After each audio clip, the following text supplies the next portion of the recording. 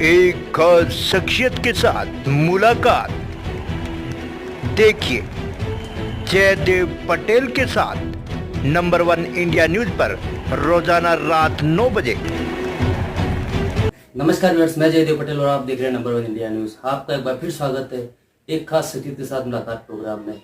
आज हम बात करेंगे ईरान और इजराइल के बीच चल रहे युद्ध की वजह से कहीं न कहीं अंतर्राष्ट्रीय बाजार में तेल की कीमतों में जो इजाफा हो रहा है, इसका भारत पर कितना असर होगा आने वाले समय में। इन्हीं तामुद्दों बात के लिए हमारे साथ खास मेहमान है भारत के पूर्व पेट्रोलियम और साथ ही प्राकृतिक गैस के सचिव राघव शरण पांडे। राघव शरण पांडे जी, आपका बहुत स्वागत है आज हमारे प्रोग्राम में। थैंक यू जी, राघव शरण पांडे जी, आपसे मेरा पहला सवाल है कि ईरान और इजराइल के बीच चल रहे युद्ध का तेल बाजार पर कितना असर होगा। अब देखिए, ये युद्ध तो पिछले 7-8 दिन से चल रहा है, लेकिन अभी तेल के प्रोडक्शन पर और ट्रांसपोर्टेशन इंफ्रास्ट्रक्चर पर कोई असर नहीं पड़ा। अभी आशंका है, इसलिए दाम कुछ बढ़े हैं जरूर। लो 60 से 75 के आसपास हो गए हैं दाम, लेकिन अभी तक ट्रांसपोर्टेशन जैसे चल रहा था वैसे ही चल रहा है, जैसे प्रोडक्शन हो रहा था दुनिया में वैसे ही हो रहा है। तो अभी तो असर नहीं है, लेकिन आशंका ये जबरदस्त है कि यदि अमेरिका का इन्वॉल्वमेंट हो गया, डायरेक्ट इन्वॉल्वमेंट, और ईरान ने अगर ये ट्रांसपोर्टेशन नेटवर्क पर संकट पैदा कर दिया, स्ट्रेट ऑफ हॉर्मुज जहां से करीब करीब 1/3 ऑयल गैस चलता है, अगर उसको बंद करने की कोशिश की, या गल्फ से जो ऑयल आता है उस पर असर पड़ गया, तब बड़ा भारी संकट हो जाएगा। अभी दोनों तरफ इस पॉसिबिलिटी से बच रहे हैं। ईरान ने भी ऐसा कुछ नहीं किया है कि ऑयल पर असर हो, और अमेरिका ने भी ऐसा कुछ नहीं किया है कि ऑयल पर असर हो। तो अभी ये स्थिति है, लेकिन क्या होगा कल, ये कहना बड़ा मुश्किल है। राघव शरण पांडे जी, अगर हम बात करते हैं तो अंतर्राष्ट्रीय बाजार में कच्चे तेल की कीमतों में अगर $1 का भी इजाफा होता है तो कहीं न कहीं भारत का जो इम्पोर्ट बिल है उससे 12,000 करोड़ बढ़ जाता है। तो यही कहीं अगर $10 बढ़ता है तो इस कंडीशन में 1,20,000 करोड़ तकरीबन भारत का जो इम्पोर्ट बिल है वो बढ़ जाता है। ऐसे में भारत जो है दुनिया से कितना तेल आयात करता है? देखिए, अभी करीब करीब 90% जो हम कंज्यूम करते हैं वो बाहर से ही मंगाते हैं। इसमें ज्यादा हिस्सा रशिया से आता है, गल्फ से आता है, और भी जगहों से आता है। तो अभी तो वो स्थिति नहीं है कि सप्लाई पर दिक्कत हो जाएगी। अभी जो डिमांड सप्लाई का इक्वेशन है दुनिया में, वो सप्लाई अभी ज्यादा ही है डिमांड से। और इस्राएल का जो युद्ध है ये किस तरफ जा रहा है, अमेरिकी राष्ट्रपति ने कहा कि हम 2 हफ्ते में डिसाइड करेंगे कि हम क्या करने वाले हैं। फिर उनका एक स्टेटमेंट आया कि कोई नहीं जानता हम कब क्या करने वाले हैं। तो अनसर्टेनिटी की स्थिति बहुत जबरदस्त है। यदि ये हुआ तब तो बहुत चिंता की बात है, भारत के लिए भी, पूरी दुनिया के लिए भी, गल्फ के लिए भी, उत्पादकों के लिए भी और कंज्यूमर्स के लिए। तब तो दाम 100 से ऊपर जा सकते हैं, ज्यादा ही जा सकते हैं। लेकिन वो स्थिति शायद न आवे, क्योंकि अभी तक ईरान ने भी कुछ ऐसा नहीं किया है। लेकिन अब क्या होगा ये कहना कठिन है।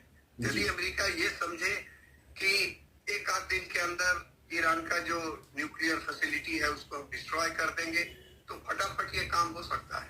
उस स्थिति में ईरान के लिए मरने जीने की स्थिति हो सकती है। ईरान के नेताओं ने कहा ही है कि हम अनकंडीशनल सरेंडर तो नहीं करने वाले, और जब वो स्थिति आएगी तो हम किसी भी हद तक जा सकते हैं। और वो किसी भी हद तक जाने की जो बात है उसमें ऑयल पर असर पड़ेगा। लेकिन अमेरिका का भी इंटरेस्ट है कि ऑयल पर असर ना पड़े, ईरान का भी इंटरेस्ट है कि ऑयल पर असर ना पड़े, क्योंकि ईरान का अगर एक्सपोर्ट बंद हो गया तो उसकी आर्थिक हालत तो और भी खराब हो जाएगी। तो अभी देखिए, let us keep our fingers crossed. लेकिन मुझे लगता है कि सेनर एलिमेंट्स विल प्रिवेल, और अमेरिका और ईरान दोनों के सेल्फ इंटरेस्ट इसमें है कि स्ट्रेट ऑफ हॉर्मुज बंद ना हो, उसको दिक्कत ना हो, प्रोडक्शन ट्रांसपोर्टेशन इंफ्रास्ट्रक्चर पर दिक्कत ना हो। अगर होगा तो भारत पर भी असर पड़ेगा, पूरी दुनिया पर असर पड़ेगा, और जबरदस्त असर पड़ेगा। जी, राघव शरण पांडे जी, अगर हम बात करते हैं परसेंटेज टर्म्स की, तो कहीं न कहीं इसके तहत भारत अपनी जरूरत का कितना % जो तेल है वो आयात करता है? अभी करीब 90% जो हमारा कंजम्पशन है वो आयात होता है बाहर से ही, क्योंकि हमारे पास उत्पादन उतना नहीं होता और कंजम्पशन हमेशा बढ़ ही रहा है। तो और ये जो हम आयात करते हैं ये ज्यादा रशिया से, ये जब से यूक्रेन वार हुआ तब से रशिया का सप्लाई यूरोप को कम हो गया, बंद हो गया और हमें मिलने लगा, चीन को मिलने लगा, तो हम उस पर ज्यादा डिपेंडेंट है। लेकिन हमारा डिपेंडेंस ये गल्फ कंट्रीज पर भी बहुत जबरदस्त है। तो मुश्किल में तो पड़ जाएंगे यदि गल्फ का प्रोडक्शन पर और ट्रांसपोर्टेशन पर असर पड़ा तो सारी दुनिया को। लेकिन अभी तेल के दाम कम हैं और पिछले कुछ महीनों से जो तेल के दाम नहीं बढ़े हैं उससे भारत की अर्थव्यवस्था पर भी पूरा प्रभाव नहीं पड़ा है, क्योंकि हम तो यही चाहेंगे कि तेल के दाम कम से कम रहें, क्योंकि हम केवल इंपोर्ट पर ही आधारित है करीब करीब। राघव शरण पांडे जी, आपसे मेरा एक आखिरी सवाल है कि कहें कि ईरान और इजराइल के बीच जारी जो युद्ध है उसको लेकर के अंतर्राष्ट्रीय बाजार में जो क्रूड ऑयल की जो कीमतें हैं उसी के साथ साथ में प्राकृतिक गैस की कीमतों में लगातार इजाफा हो रहा है, ऐसे भारत को किसी कदम उठाने की जरूरत है? भारत को अब दुनिया के साथ ही चलना है। इसमें भारत ने अपने स्ट्रेटेजिक वायर रिजर्व भी किए हैं। भारत ने अपने सोर्सेज ऑफ सप्लाई को डाइवर्सिफाई ऑलरेडी कर रखा है, लेकिन कीमत तो अंतरराष्ट्रीय कीमत होती है और जब अंतरराष्ट्रीय कीमत कम होगी तो हमें फायदा होगा, ज्यादा होगा तो हमें नुकसान होगा। लेकिन हम तो $140 पर भी जब हुआ था तब भी भारत ने अपने को संभाल रखा था।